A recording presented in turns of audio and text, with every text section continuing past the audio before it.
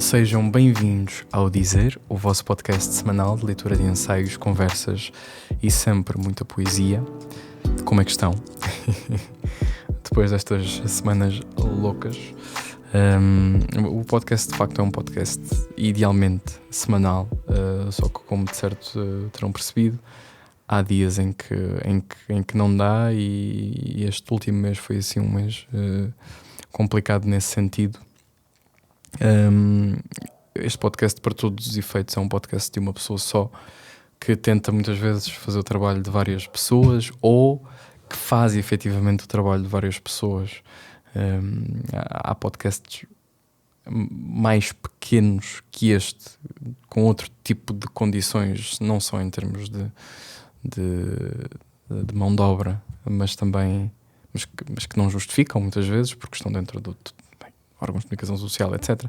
Isto é um podcast independente e portanto está dependente quase só de mim, e há semanas em que eu não consigo ou fechar alguém com quem conversar e também não quero tornar isto naquela coisa de às vezes falar só por falar e portanto também é um bocado uma tentativa de jogar com essa de jogar esse jogo do não quero de repente vir para aqui, não tenho convidado e vir falar só porque sim, só porque disse que o vinha fazer. Mas é uma das coisas que está em cima da mesa, é tornar este podcast sustentável. Falei disso num podcast que tenho exclusivo para o Patreon, que para todos os efeitos para já é a única forma que tenho de tentar tornar exatamente este podcast sustentável, e podem vir fazer parte. Somos poucos, mas somos bons. No Patreon disse exatamente essa. Falei sobre isso, sobre aquilo que estou a tentar fazer, seja marcas, seja até a tentar tirar um bocado do peso tanto da produção, da pós-produção do podcast de cima de mim, para que o consiga entregar de forma mais rotineira e certa, como tenho idealizado. Mas bem, estas últimas 4 semanas foram 4 semanas densas. E começamos com o quê? Tenho aqui algumas notas. Eu vou tentar com que não seja um podcast muito, muito longo. Tenho algumas coisas sobre que falar, mas vamos começar primeiro com esta pequena placa que tenho aqui à minha frente. As pessoas que nos ouvem no Spotify e no YouTube conseguiram ver, mas é a placa de Prémio Livro do Ano da Bertrand, que vencemos. O meu livro Vim Sem Tempo venceu o livro do ano, o melhor livro do ano na categoria Poesia, tanto na categoria dos leitores como na categoria dos livreiros, ou seja, foi uma escolha tanto dos leitores como dos livreiros. E pronto, agora tenho aqui uma plaquinha para o poder mostrar, que muito me honra. Obviamente que vale o que vale, neste sentido de ser um prémio arbitrário, porque vem exatamente, lá está, tenho aqui uma grande questão com prémios, porque acho que o prémio mais importante que um escritor deve querer, e o único prémio pelo qual deve almejar, é exatamente o prémio de ser lido pelos leitores, para quem escreve, ou para quem o escolhe comprar para ler. E nesse sentido não precisava necessariamente de um prémio para já ter sentido que tenho ganhado esse prémio, que é o prémio de ser lido. Tenho corrido muito bem. Tanto o meu primeiro correu muito bem, como também este segundo, o Vim Sem Tempo. E portanto este prémio, sendo entregue exatamente por quem, sendo entregue e sendo escolhido por quem nos lê, sejam os leitores, como também os próprios livreiros da Bertrand, tem aqui um peso diferente do que necessariamente um prémio entregue por uma entidade arbitrária ou um conjunto de especialistas sobre um certo tema. Foi pronto, fiquei muito feliz, obviamente. Fui à entrega de prémios, que foi na Bertrand do Chiado, no passado, há 2 semanas. E eu fui a pensar que, se calhar inocentemente, também foi a minha primeira entrega de prémios, ou uma coisa deste género, foi a primeira vez, e fui inocentemente na esperança de que se calhar as outras pessoas que estavam também nomeadas também lá estivessem, nomeadamente a Filipe Leal, o José Luís Barreto Guimarães, o João Luís Barreto Guimarães, o Tolentino Mendonça. Eu já sabia quase à partida que não estaria, mas fui nessa esperança, porque quero acreditar também que foi-me pedido para ir, pronto. E independentemente de não sabia se ia ganhar ou não, mas foi-me pedido para ir por parte da Bertrand, também para ter público, obviamente, mas eu quero pensar que mesmo se não ganhar, e eu ia, independentemente de se tivesse ganho ou se tivesse ganhado ou não, e pronto, e acho que quero pensar que mesmo sabendo que não ganharia, iria na mesma, para quanto mais não fosse só para, sei lá, conhecer estas pessoas que elenquei. Mas não estava lá ninguém, só estavam lá quase os vencedores em cada uma das categorias. Mas foi uma cerimónia bonita e engraçada. Eles anunciaram os vencedores lendo um excerto, ou colocando os leitores e os livreiros a ler um excerto do livro que ganhava. E pronto, e nesse sentido foi assim uma primeira experiência boa, e também uma primeira experiência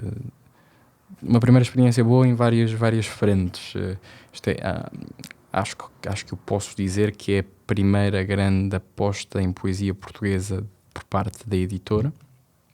Não tinha um espólio de poesia portuguesa por parte da Cultura e do Grupo Infinito particular, e partindo desse princípio, que fui eu a primeira aposta, e de que as coisas estão de facto a correr bem, acredito que possa abrir depois espaço dentro até da editora para mais apostas na poesia portuguesa, que se calhar não encontra espaço em outras editoras mais conhecidas por editar poesia, que às vezes é uma crítica que se faz, que me fazem a mim, e pá, vale o que vale, obviamente. Mas tem sido assim uma viagem muito boa. Foi no dia 22 de Abril que se soube. Depois, no dia 23, no Dia Mundial do Livro, estava em Castro Verde a apresentar exatamente o livro na biblioteca. Uma biblioteca linda já agora. Para as pessoas que não conhecem, se algum dia forem a Castro Verde, não se abstenham de visitar a biblioteca. Serviço público. Voltamos à estrada já este mês de maio. Começámos exatamente no dia de hoje, dia 5 de maio, lá está esta tal conferência do público. Dia 13 de maio vou estar em Vila Flor, na Semana da Leitura, para uma conversa com escolas, e acho que vai ser aberto ao público em geral. No dia 15 de maio vou estar na Lourinhã, no Festival Livros ao Oeste, também numa conversa com escolas. No dia 17 de maio, em Redondo, no Festival Literário Palavras ao Vento, onde vou estar com o meu espetáculo Dialetos Poéticos. No dia 22 de maio, em Torres Novas, com o meu espetáculo Poese, Jazz e Poesia. E no dia 29 de maio, em Odivelas, no Encontro de Escritores Lusófonos, onde vou falar com a Iris Bicho e o David Machado. Sintam-se à vontade para aparecerem, têm todas as informações, horários, locais, etc., na agenda em poetadacidade.com. Portanto, é só irem a poetadacidade.com para a agenda completa e de volta ao episódio. Aconteceram várias coisas. Houve o apagão, que vivi de forma muito tranquila. O apagão acontece de manhã às 11. Eu vou desencantar um Walkman com rádio embutido, daqueles de cassete, nem era de disco, era de cassete. Fui desencantar um Walkman, umas radiozinhas, umas pilhas, uns fones de ouvido e de fio, e pronto, e andei a ouvir a Observador, que era a única que eu apanhava, e a Antena 1. De vez em quando uma deixava de dar, passava para a outra, e portanto foi assim muito tranquilo. E depois à tarde fui andar de bicicleta a tarde toda, quase que não senti. E depois tenho um fogão a gás, consegui, ainda deu para cozinhar, não quase que não sentia o apagão. E portanto também não me apetece muito falar sobre isso. Foi engraçado o mood, não é? O feeling ficar gago. O feeling de tudo, da forma como as pessoas de repente se estavam a interagir, a forma como a própria rua e pronto, aqui a zona onde eu vivo estava, fez muito relembrar os tempos do Covid, com esta condicionante de nem sequer podermos ligar ou atender ou ir à net, etc. Então, para ir andar de bicicleta também, foi um amigo meu que me veio bater, mesmo há anos 90, que eu vivi só os 2 últimos anos, portanto não tenho idade para me lembrar, mas daquilo que os filmes e as músicas me dizem, foi-me bater à janela, bicicleta, vamos andar, e eu, claro que vamos andar. E portanto passei muito bem aqui, o apagão. E bem, e estamos a chegar ao quê? Que se calhar é mais por aí que eu quero entrar hoje. Que são, passámos os debates todos. Ontem foi o debate de todos os partidos. E hoje é dia 5 de maio, Dia Mundial da Língua Portuguesa. E a cultura continua a não estar nem em cima, nem por baixo da mesa, e eu atrevo-me até a dizer que não está sequer dentro da mesma sala. A cultura não teve espaço em nenhum dos debates televisivos, e houve mais de uma dezena deles. Não teve espaço no maior debate ontem, na RTP, de quase 2 horas e meia, com todos os representantes partidários. E parece-me a mim, vamos agora entrar em campanha, mas parece-me a mim, mais uma vez, que a cultura é sempre deixada para o último, para se houver tempo, para se houver espaço. E aqui não falamos necessariamente só de lados políticos, porque não teve espaço e não tem tido espaço em nenhum dos partidos.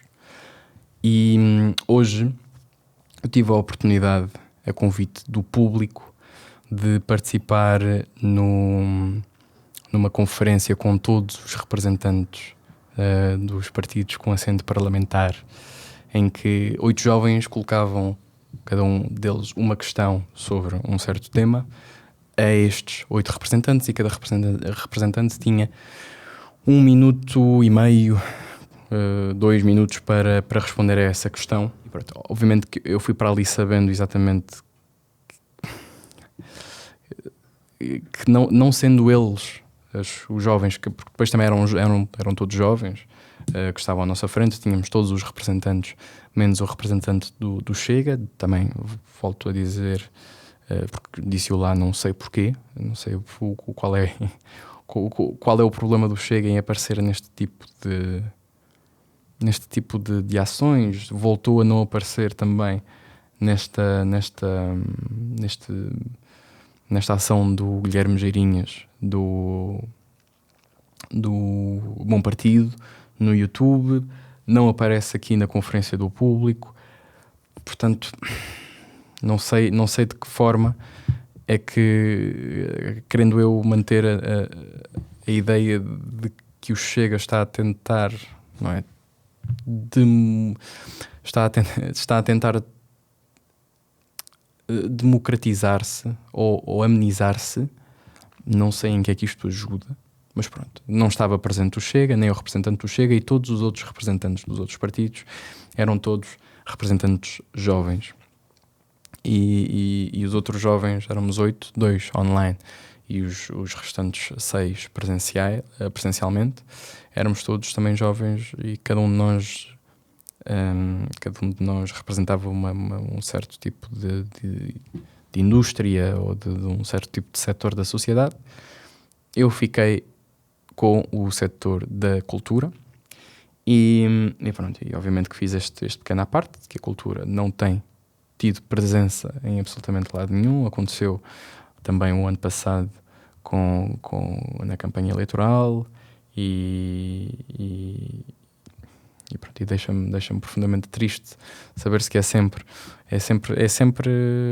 se houver espaço, se houver tempo, se houver remanescente de dinheiro, e ficamos sempre por aqui não dá para estabelecer um plano a longo prazo se não há plano à partida. E a minha questão foi uma questão que também pronto, eu já sabia. Eu queria, sabendo eu como é que os partidos e os representantes políticos, né, têm aquela lábia de político, não é?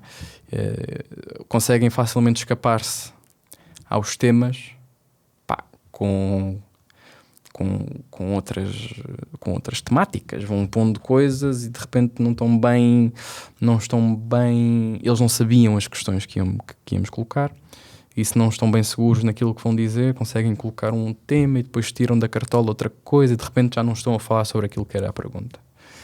E isso costuma acontecer muito em cultura, em que o chavão principal em que quase todos se baseiam, principalmente os partidos do PS para a esquerda, é sempre o chavão do é preciso mais financiamento, é preciso mais dinheiro para a cultura. E portanto a minha questão foi um bocadinho nesse sentido de tentem abstrair-se, por favor, de darem essa resposta de que é preciso mais dinheiro. Nós já sabemos isso à partida. Apresentem propostas, que medidas é que têm cada um dos partidos para tornar a cultura mais financeiramente sustentável, que neste momento não é, e que ao mesmo tempo capacitem o público para procurarem cultura, quererem pagar por cultura, ao mesmo tempo que capacitam também o Estado com melhores mecanismos de gestão das suas próprias fontes de financiamento da cultura e que estreitam as relações entre os agentes e os equipamentos culturais públicos e privados, como aliás,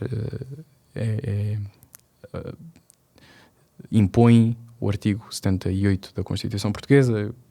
Isto foi um bocadinho no seguimento do ensaio que eu escrevi no início do ano sobre a cultura, onde falei exatamente disso, que é, nós temos o PRR deixa de fora todos os agentes e todos os equipamentos culturais privados e pronto, apoia só os agentes e os equipamentos culturais públicos e a cultura não se faz só daquilo que é apoiado pelo Estado. Aliás,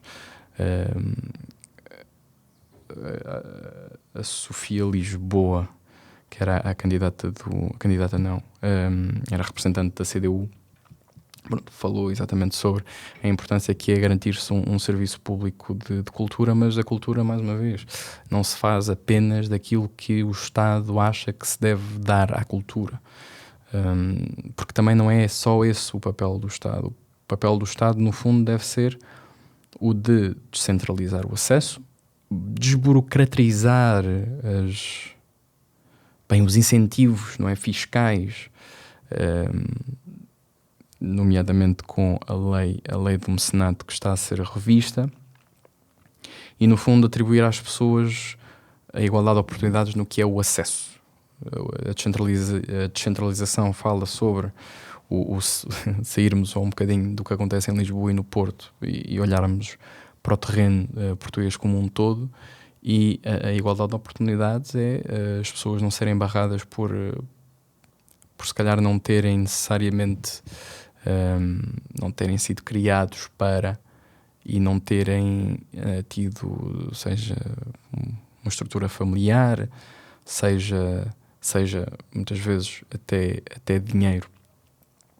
Mas obviamente que esta questão do não ter dinheiro, falámos sobre vários temas, a educação também houve e as propinas também entraram na parte do ensino superior. A questão do ter dinheiro não pode caracterizar de repente a forma como olhamos para a cultura inteira. Não é para algumas pessoas não conseguirem ter acesso à cultura que de repente temos que tornar aquilo que é a cultura e aquilo que é o garante público que o Estado garante no acesso à cultura tenha de ser totalmente gratuito, porque isso, mais uma vez, vai beneficiar as pessoas com menos condições, mas não beneficia necessariamente as pessoas que têm condições para pagar. E depois faz uma coisa que é, torna subconscientemente esta nossa ideia de que a cultura não é um serviço ou é uma área a partir da qual não se gera, em primeiro lugar, dinheiro. E não se gerando dinheiro, então não há bem coisas para pagar, não há equipamentos para financiar, não há pessoas e profissionais da cultura para se tratar, para se valorizar. E ensinando o povo a não ter de pagar por cultura, ensina-se também, então, se a cultura é tudo gratuito, é tudo gratuito. E nós não temos de repente, é não habituarmos as pessoas a terem de pagar por um serviço que estão a usufruir. Obviamente que a cultura não é só um serviço, certo, mas a partir do momento em que há pessoas que têm de ser pagas, e tem de haver uma troca de valor. Pronto, mas a minha questão foi neste âmbito. Eu queria perceber mais ou menos que medidas é que cada um dos partidos tinha para sabendo eu à partida quais é que eram. Eu ali estou mais ciente daquilo que é, porque é o trabalho que o atual governo está a fazer no que toca ao acesso à cultura, o acesso 52, contra o qual sou contra, que a AD implementou de um acesso gratuito durante 52 dias por ano em todos os museus públicos, museus e monumentos. Sou contra por uma questão, por uma só questão, que é, e sou contra até prova em contrário, que é, foi implementada dando a justificação de que democratizando este acesso, e aqui democratizando é tornando gratuito o acesso a 52 dias por ano à escolha da pessoa, ou seja, já não precisava de ser só, acho que era o primeiro domingo de cada mês ou o último domingo de cada mês, eu não me lembro. As pessoas têm o maior poder de escolha de quando é que vão. E pessoas que antes não conseguiam porque tinham de trabalhar, agora vão passar a conseguir ir. Tudo bem, a premissa é certa, é boa. Acho 52 dias um bocadinho demais, mas tudo bem, vamos partir do princípio e vamos seguir com a ideia. Se me apresentarem dados, e tem sido apresentada como uma boa medida, e uma medida que tem trazido, acho que a última vez que li, lembro-me de ver cerca de 300 mil visitantes que já tinham tirado partido da medida. Só que é uma medida para portugueses e para residentes em Portugal.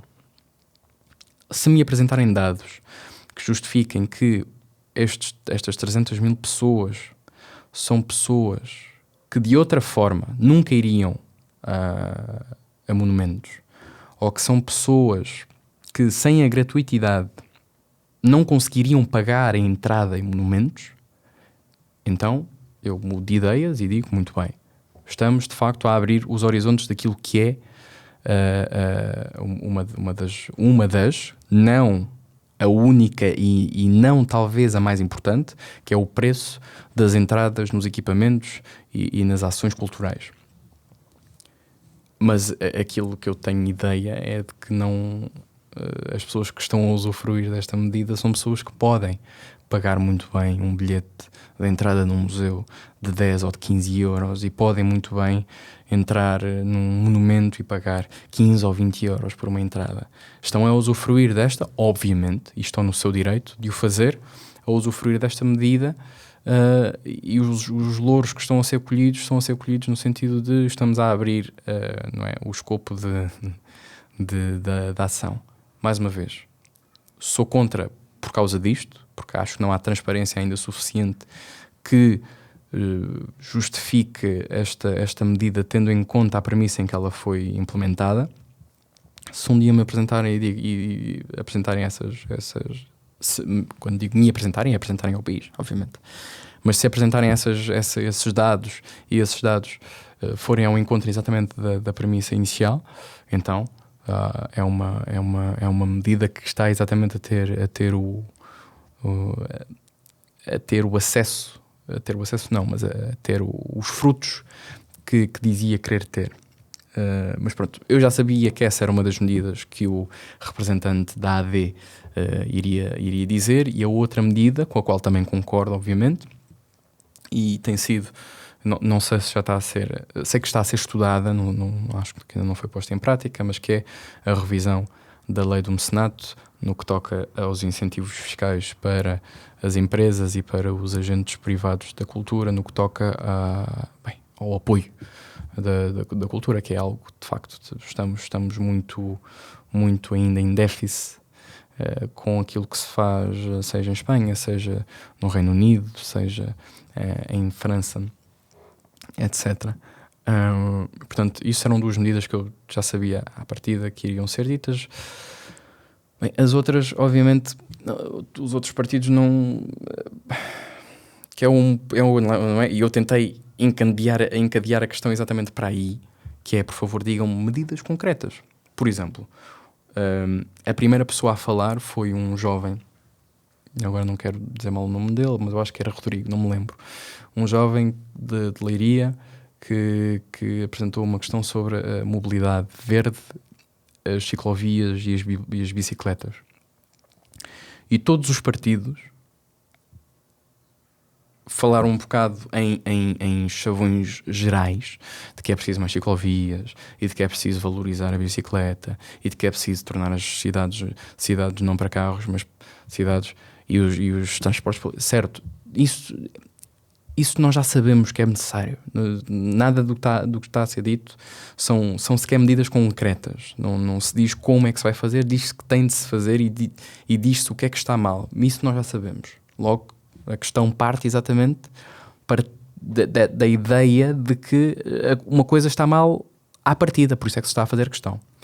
A única pessoa ou o único representante partidário que foi capaz exatamente de elencar medidas que eu, por exemplo, ainda não tinha pensado foi o Francisco Popério, do livro que, se não me engano, falou sobre a necessidade de nós capacitarmos também os transportes públicos exatamente para usufruirmos em complementaridade tanto os transportes públicos como o transporte da bicicleta. Termos carruagens nos metros e nos comboios para o transporte de bicicletas, moldarmos de alguma forma os transportes públicos como os autocarros para aceitarem bicicletas lá dentro, porque é a única forma que temos para justificar que uma pessoa que trabalhe no outro lado de Lisboa ou na periferia ou que mora na periferia de Lisboa e trabalhe no centro de Lisboa não pegue no carro, porque obviamente que uma pessoa pega no carro, e por isso é que temos cada vez mais automobilistas e cidades feitas, principalmente Lisboa, uma cidade feita para carros, porque continua a ser muito mais fácil, muito mais cómodo, e até tornarmos os transportes públicos cómodos também e acomodarmos nesta questão das bicicletas exatamente o poder-se usufruir, como se faz de resto em todos os países civilizados do norte da Europa, sei lá, a Holanda, por exemplo, em que um dos principais transportes é exatamente a bicicleta, porque está tudo feito para receber a bicicleta, está tudo criado à volta da bicicleta como principal meio de transporte. Portanto, isto para dizer o quê? Isto para dizer que todos os outros partidos, no que tocou à cultura, falaram um bocadinho em chavões. Obviamente que é preciso mais financiamento. Isso não está fora de... Para mim não está ao contrário do que é cultura no debate.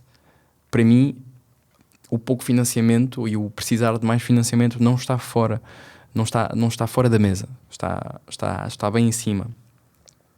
Mas de nada nos vai valer mais dinheiro se não o soubermos gerir.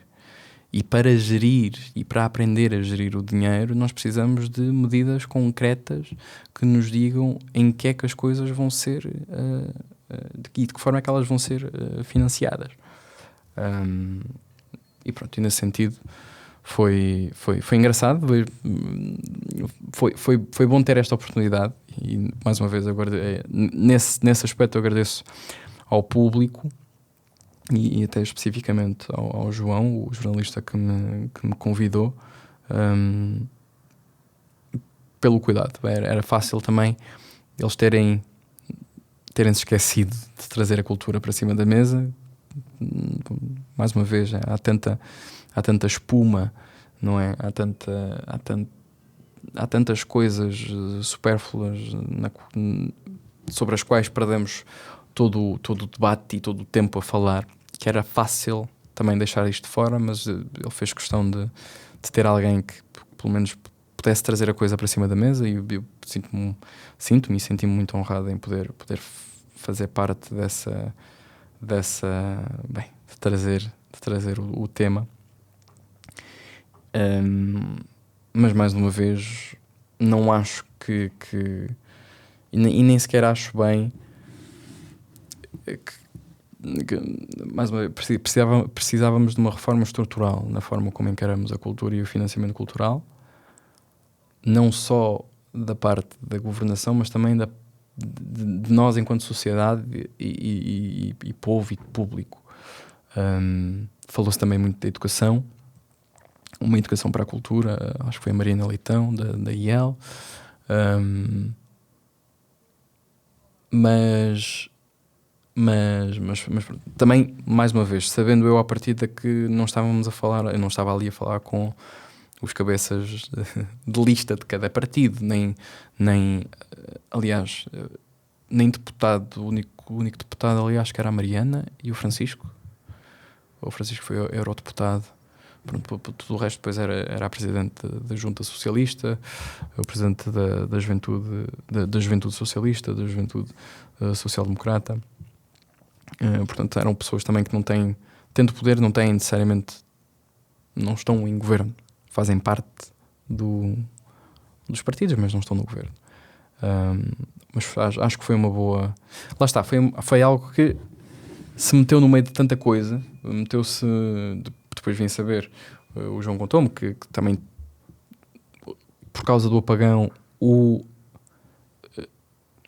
debate entre o Luís Montenegro e o Pedro Nuno Santos teve de ser adiado, e foi adiado também o debate das rádios para hoje de manhã. E pronto, também quero acreditar que foi por causa disso que não conseguimos ter ali outros representantes políticos, mas valeu o que valeu. Falámos sobre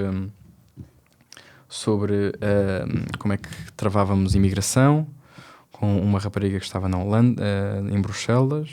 Falámos exatamente sobre o ensino superior, em que pronto, toda a esquerda está a favor de acabar com as propinas, e depois temos a AD e a IEL, que não precisam necessariamente, que não colocam o ênfase, e eu também quero dizer que não coloco, porque aliás foi um livro, foi um estudo da Fundação Manuel dos Santos, em que grande parte do financiamento do apoio social para o ensino superior vinha de fundos europeus. E portanto, se nós ainda não conseguimos garantir uma fonte de financiamento que não provenha de fundos europeus para aquilo que é o passo social, a ação social, em que moldes é que de repente retirar as poucas propinas que já pagamos, porque não vamos aqui enganar ninguém, o valor das propinas é baixo para a qualidade da educação que temos, para a qualidade da educação comparado com lá fora, principalmente. Mas, ou seja, se não conseguimos garantir financiamento próprio para a ação social, como é que retirar ainda este pouco financiamento que entra de propinas vai fazer bem a toda a estrutura do ensino superior? A mim não me entra. Acho que é uma medida que, no dia em que dissermos todo o ensino superior é sustentável financeiramente e retirando as propinas mantém-se sustentável. Isto quer dizer que, retirando as propinas, conseguimos manter, quiçá até aumentar os apoios sociais que atribuímos, conseguimos, mais uma vez, gerir, e aqui é preciso também ter este cuidado da gestão dos apoios, porque eu conheço muitas pessoas, e na altura em que entrei na faculdade, ainda mais, que recebiam o apoio social e que não precisavam de o receber. Recebiam porque, bem, não vou estar aqui a dizer, mas havia meios para conseguirem contornar o sistema e receber esse apoio. Portanto, uma melhor gestão também, uma melhor avaliação do próprio apoio social, para não se estar a gastar dinheiro com pessoas que não precisam desse apoio. E nesse dia, sim, eu sou totalmente a favor de, muito bem, corte das propinas. Coloque-se o ensino superior a zero. Não se tem de pagar para andar no ensino superior, mas não estamos neste ponto. Não estando neste ponto, precisamos de encontrar formas de tornar o ensino superior, que já não é uma balança instável, em pelo menos algo que não seja insustentável. E portanto, neste sentido, concordo com a IEL e concordo com a AD. Na questão da habitação, tínhamos um jovem, não me lembro do nome, mas sei que era o presidente ou o diretor da organização Just in Change, uma organização que reabilita prédios e fogos, etc. E aqui, lá está, é uma daquelas coisas que também me faz muita confusão na política, que é e o LIVRE, nesse sentido, às vezes o Tavares tem esse discurso de querem roubar a medida, roubem, deem outro nome, o importante é que o façam. Ele diz isto com um ar de gozo, mas faz-me confusão porque é que as coisas não acontecem, porque é sabido, é geral, não é? É sabido que tirando aquela ideia completamente absurda eu não quero dizer do Bloco de Esquerda, porque sei de pessoas dentro do Bloco que não concordam com a ideia, portanto vou dizer da Mortágua, de baixar colocar um teto às rendas. Tirando essa ideia,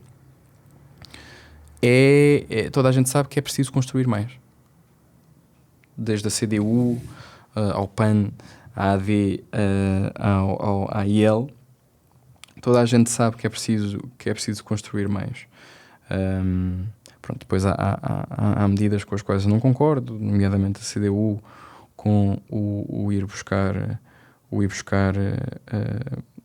o dinheiro aos fundos imobiliários e à banca. Pronto, é o que é o que eles são e está tudo bem com isso. Eu não concordo. O PS, com o programa Revive, onde é que ele anda, e pronto, e depois houve lá uma questão, quer dizer, o PS tem sido e tem sido um dos principais, e foi um dos principais culpados daquilo que é a habitação hoje. E às vezes faz-me confusão também de estar a ouvir os debates e o Pedro Nuno Santos a tirar a água da capota como se não tivesse culpa. Obviamente que tem. E é isto que me faz confusão, que é, porque é que não se assume a culpa? Eu inclinar-me-ia mais a votar em alguém que me dissesse assim: tem razão. Tentei, não funcionou e neste momento estamos a tentar outras formas para que funcione. É que ninguém quero eu pensar que ninguém espera dos nossos governantes respostas 100% certas. Obviamente que não. Um país é um sistema vivo e que está até, digamos, depende de circunstâncias externas ao próprio país e àquilo que se faz dentro do próprio país. Mas aquilo que eu não percebo é esta falta é uma completa desculpabilização. Eu estive no governo durante 8 anos e melhorámos imenso, e agora a AD num ano destratou tudo aquilo que nós fizemos. Não fizeste um bom trabalho também. E a AD está há 1 ano a tentar o IRS jovem. Bom, temos de ver se tem de facto se esses benefícios de facto se traduzem depois a longo prazo ou não. 11 meses não deu para ver. O apoio à primeira habitação, quero achar que é uma boa medida, mas também acredito que só com mais tempo é que possamos ver. Mas é esta coisa e aqui também se pode apontar o dedo à AD na questão dos médicos. Não estou tão dentro, mas percebo que não, sendo uma questão profundamente complexa e multifatorial, não é? É uma equação multifatorial, não é só uma questão específica, é uma ramificação de problemas. Dizer-se que estamos muito bem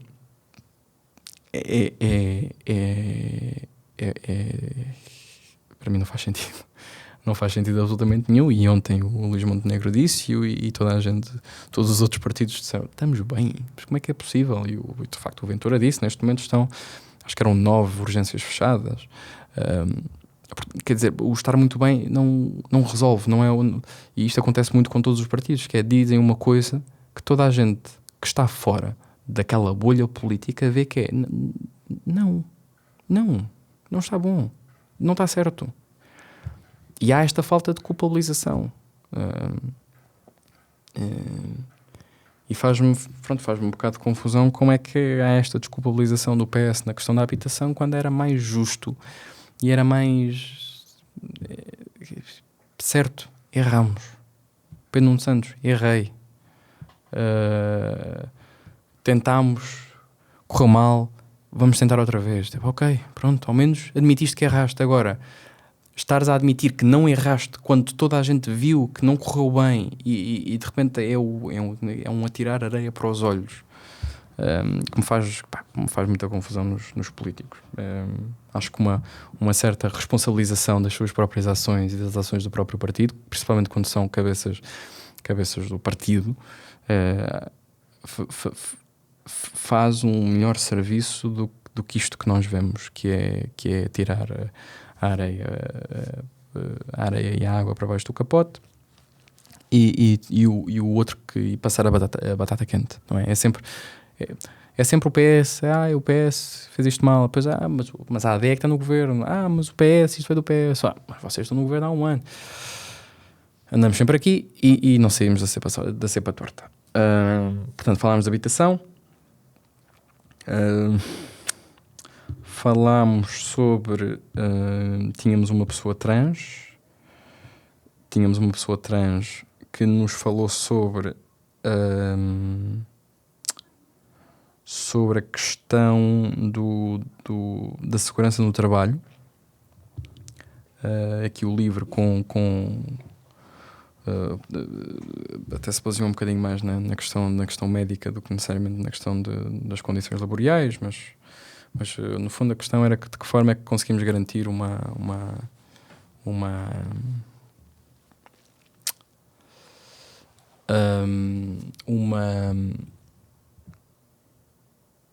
condições laborais justas, não só no que toca à não discriminação, mas também à não violência, para que as pessoas não sejam violentadas por serem quem são. E pronto, aqui o Bloco a dizer que mais importante do que...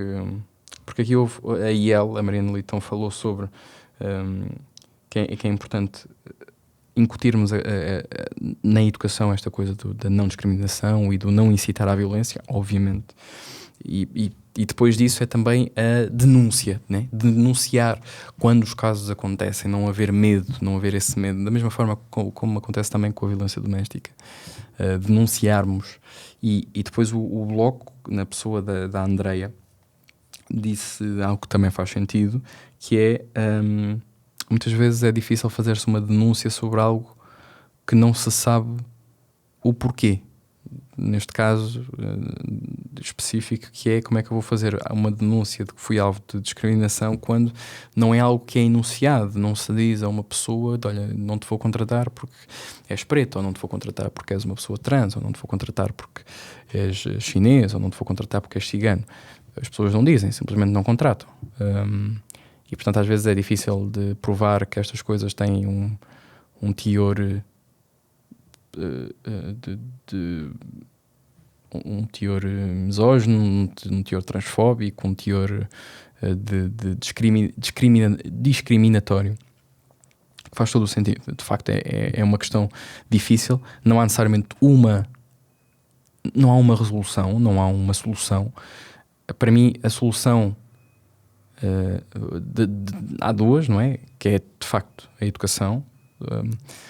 Aqui o representante da AD falou de uma visão humanista, também eu concordo, é a minha visão no sentido de eu antes de olhar para alguém e de lhe ver as características intrínsecas e de o julgar por elas, olho para a pessoa e vejo como pessoa antes de qualquer coisa.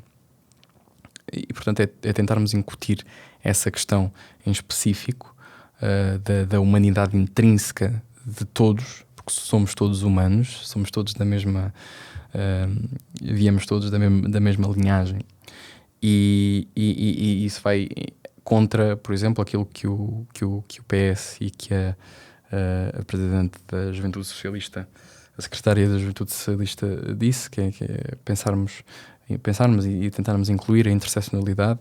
Sou contra a interseccionalidade, não acho que é um bom modus operandi de nos interagirmos um com o outro. Não é assim que eu interajo com as pessoas, nem é assim que eu quero que as pessoas interajam comigo. Não quero que antes que me vejam pensem em tudo aquilo que eu sou, que é uma pessoa mestiça, uma pessoa neste caso, no meu caso seria uma pessoa mestiça, mas eu não quero olhar para alguém. Vou colocar mais algumas eu também já escrevi um ensaio sobre isto, chama-se Serei Preto o Suficiente, e fala exatamente, vou um bocadinho mais a fundo na questão da interseccionalidade. Também podem encontrar aqui no podcast eventualmente, mais para baixo. Foi há 3 anos, acho eu. Mas eu não quero olhar para uma pessoa, para uma mulher trans, preta, neurodivergente e aquilo que vejo é exatamente uma mulher trans, preta, neurodivergente. Não é assim, eu vejo-te como és uma pessoa. Depois as tuas características vão aparecer ou vão ter a importância consoante a forma como interagimos ou os meios em que interagirmos, se essas características tiverem de ter essa importância, porque se não tiverem, para mim é-me completamente irrelevante, da mesma forma que me é completamente irrelevante se eu olho para o meu pai e é um preto, se eu olho para a minha mãe é uma branca, se olham para mim e se me veem preto, se me veem branco, se me veem mestiço, se me veem mulato, não diz nada sobre mim, não é aí que eu baseio a minha identidade. E portanto, neste sentido, o PS falou sobre isto. Acho que não é por aí. Acho que é exatamente por esta questão de como é que, e era aqui que eu queria chegar, que é como é que denunciamos, e quando denunciamos é para ser, são penas, é para ser bem como é que se diz? Temos que ter, mais uma vez, bem ciente, e aqui o discurso de ódio muitas vezes pode ser algo fluido, e temos de ter cuidado com isso, porque há coisas que podem não ser discurso de ódio. Mas também eu aqui não estou só a falar necessariamente sobre o discurso, estou a falar sobre ações concretas. Uma pessoa que depois, quando se consegue provar que não contratou alguém, não porque essa pessoa não era capaz e não tinha know-how, habilidades suficientes para fazer o trabalho que lhe era pedido, e não tinha mérito suficiente, não era nada por isto, não foi contratada porque era preta ou não foi contratada porque era trans. Pronto, essas pessoas têm de se ver com a justiça. Para mim é tão simples quanto isso, e é algo que tem de ser implementado, porque mais uma vez é um garante na Constituição. Ninguém pode ser, somos todos iguais aos olhos da lei e ninguém pode ser discriminado por absolutamente coisa nenhuma, muito menos uma característica intrínseca com a qual nasce e sobre a qual não tem qualquer tipo de escolha. Falámos sobre isto, exatamente. E depois falou sobre a saúde. Pronto, mais uma vez, obviamente, as larachas do PS para a AD, com razão, as larachas da AD para o PS, com razão.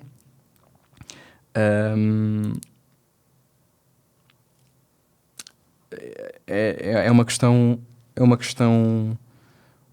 pronto, a partir na qual também não entrarei. Eu vou eventualmente querer ter aqui um economista da saúde, uma pessoa que eu sigo já há alguns anos, pré-pandemia, e que é um dos maiores, digamos, pensadores e trabalhadores nisto que é a forma como vemos a saúde como setor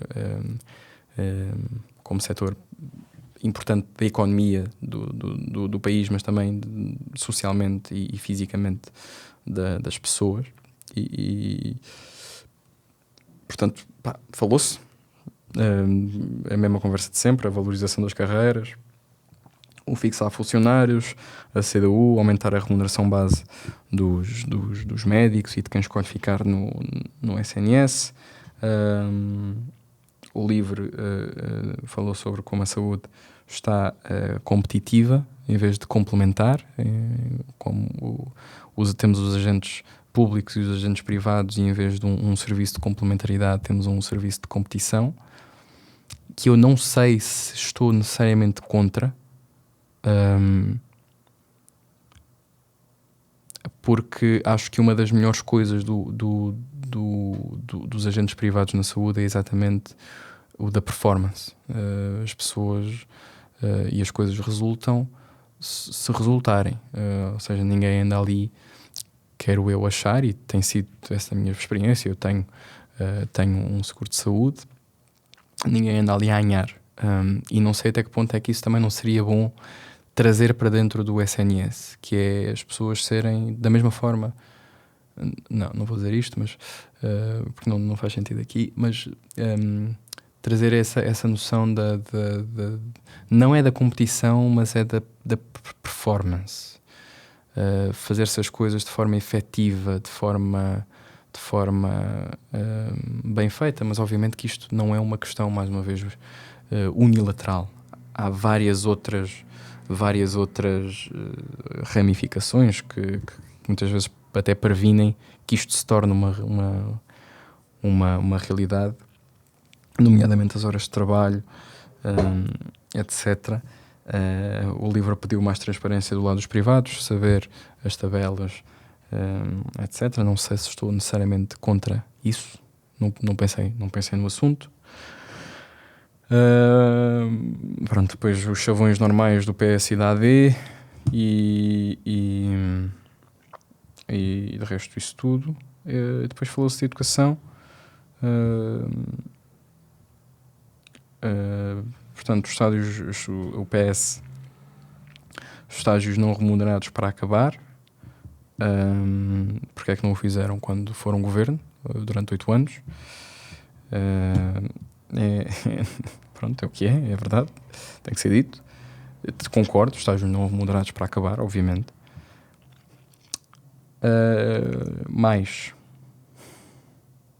CDU, ouvir os profissionais, autonomia dos programas educativos. Aqui falou-se quase de forma geral como, e é algo que eu até tenho experienciado, não necessariamente na educação, mas na forma de implementação do por exemplo, do Plano Nacional de Leitura, que é uma crítica que se faz, que é muitas vezes, que é exatamente a crítica que alguns partidos estão a fazer aqui, que é o chapa 5 de um modelo escolar para todo o território, quando há necessidades em certas áreas do território que não são colmatadas com esta chapa 5. E nesse sentido, às vezes é preciso haver aqui um trabalho de intermunicipal ou uma autonomia intermunicipal que dê resposta exatamente a essas falhas. E acabou. Falámos sobre isto. Pronto, acho que dei aqui um pequeno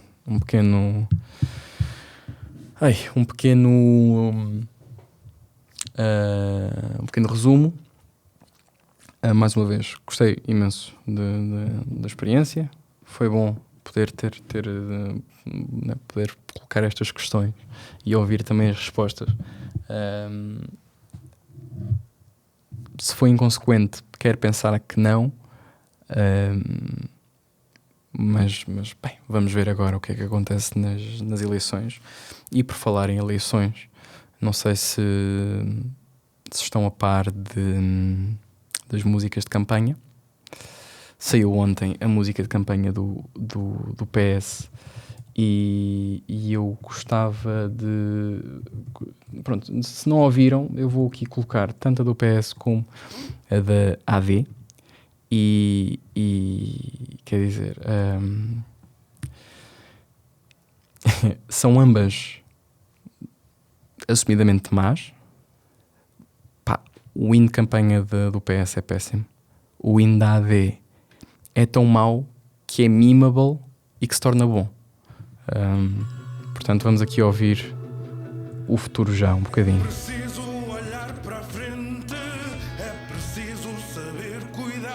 Tá, isto parece o João Pedro Paes com quem?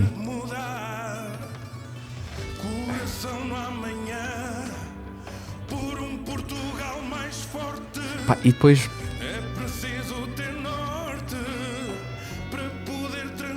este para poder transformar é crazy, porque ao menos metam um apóstrofo ali, não é? E depois falta um novo impulso para ter a esperança para a gente vencer. O futuro é já. Tem coragem para mudar.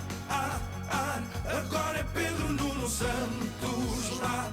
Agora é coração Portugal. Esta para mim é crazy. Agora é coração vocativo Portugal. O quê? O que é que agora é coração? Não faz muito... a música não faz muito sentido. Eu depois vi no Twitter um tweet qualquer de alguém a dizer: é isto que se tem quando se importa técnicas de marketing do Brasil. Lá está, não tenho conhecimento político daquilo que se faz lá fora no Brasil, mas de facto há aqui, percebe-se que percebe-se aqui qualquer coisa, percebe-se que falta aqui qualquer coisa. O futuro é já, com o PS para mudar. Para mudar. Agora é coração Portugal. Depois de tempestade vem o sol e o primeiro passo para vencer. Agora é olhar para a frente. Agora é acreditar. E depois podiam tentar pelo menos rimar melhor, não é? Agora é Pedro Nuno Santos lá. Agora é coração Portugal. O futuro é já. Pronto, acho que ficámos com uma boa ideia. E agora vou mostrar a de Montenegro, que pronto, é muito mais Montenegro, e aparece-me aparece-me muito bem o Indade. Pronto, vamos ouvir.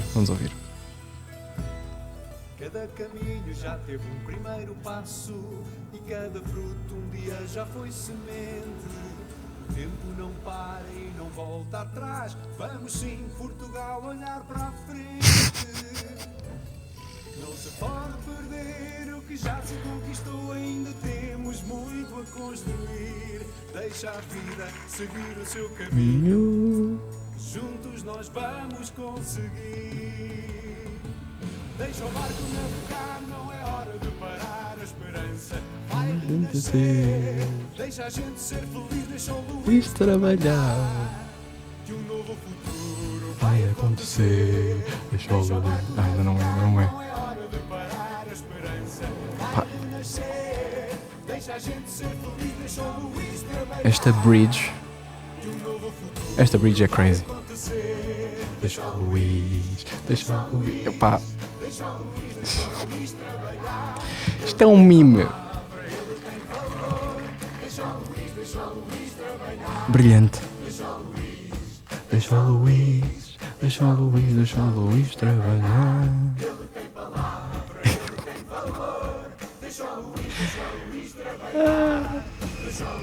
Epá, brilhante, pá, brilhante. É, pelo menos é funny. É que é do género, pronto, no fundo é isto. É que no fundo, eu acho que este é o meu maior problema, que é, isto é tão inconsequente em termos de...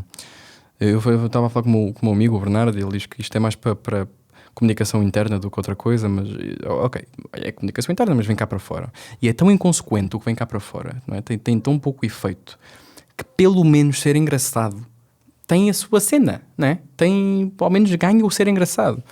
E aliás, quem mostrou o win da AD foi uma pessoa do Bloco de Esquerda e tudo, que estava já, tipo, eu estou a cantar isto no banho, e eu, pá, percebo, deixa o Luís trabalhar, é de comédia, é de comediante, e é do género, pode ser usado para outras coisas, não é?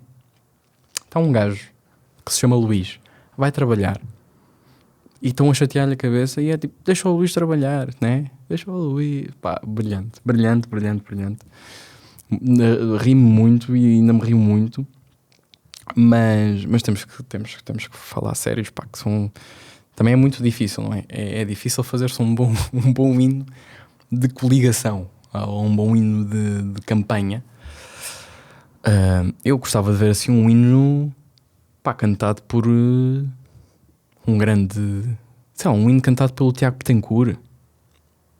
E até gostava que fosse algo, não sei qual é a cor partidária do Tiago Betancourt, mas eu até gostava que partíssemos a premissa fosse esta, que é, quem faz o hino não vota naquele partido. Nós não sabemos em que partido é que o Tiago vota, o Betancourt, mas sabemos que ele está a fazer o hino, vamos imaginar, da AD, mas ele não vota AD. Não sabemos em quem é que vota, na AD não vota, mas é ele que está a fazer o hino.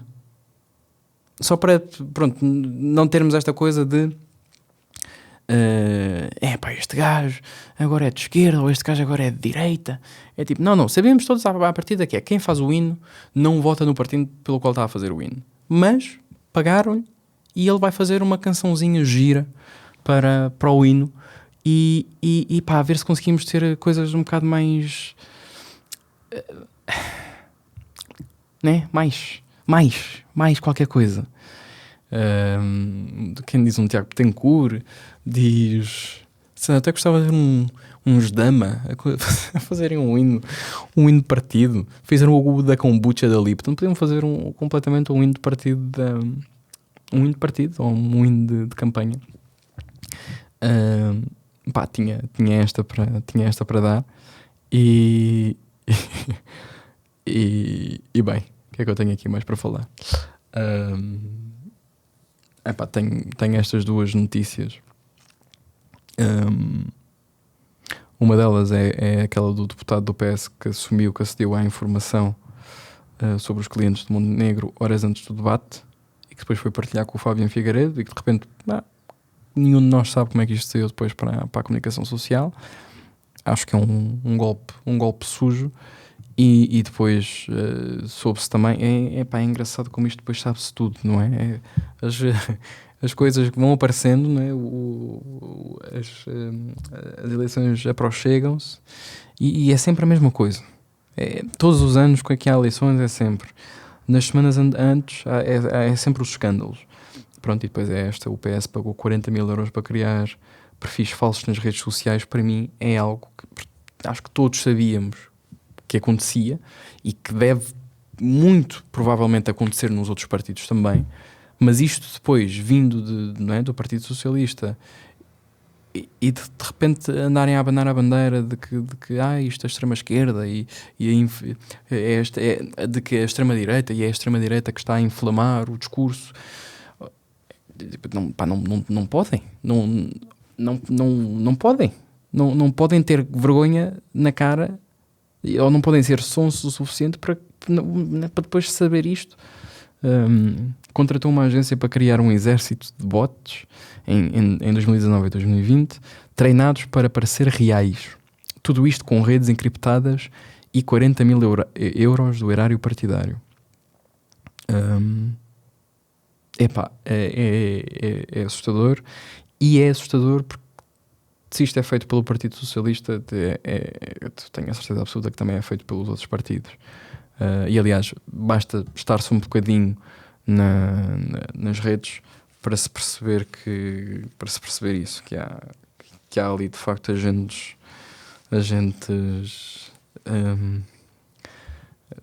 externos àquilo que são pessoas, às pessoas normais.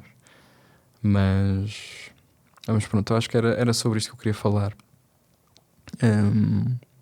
Dizer-vos que esta semana estou aqui a tentar fechar 2 conversas, mais uma vez. Se quiserem colocar questões aos convidados, podem fazê-lo na minha página do Patreon, em patreon.com/diagonal-poeta da cidade. Para já é a única forma que tenho de apoiarem este projeto, este podcast e este meu trabalho. E pronto, e vão tendo também outras coisas, outras regalias, um podcast exclusivo, não é semanal, mas é regular no Patreon, só para patronos, e outras coisas também. E voltamos para a próxima semana, que ainda não são as eleições, ainda temos mais 2 semaninhas, uma semaninha e pouco para as eleições. Mas pronto, queria partilhar isto convosco, o dia de hoje na Conferência do Público, agradecer-vos o terem votado, quem votou para prémio melhor livro de poesia do ano da Bertrand, e bem, dizer-vos que tem sido assim um sonho poder andar por Portugal e a dizer poesia, a apresentar o livro e a conhecer tanta gente, que me confidenciam tantas experiências diferentes, que vão tendo, algumas com a banda sonora, que não é sonora, é de leitura, mas a banda sonora do meu livro. Tem sido assim um sonho pelo qual tenho trabalhado muito, e graças a Deus que está a funcionar. E bem, no fundo é isso. Vemo-nos para a semana. Obrigado por terem ouvido, e a poesia vive.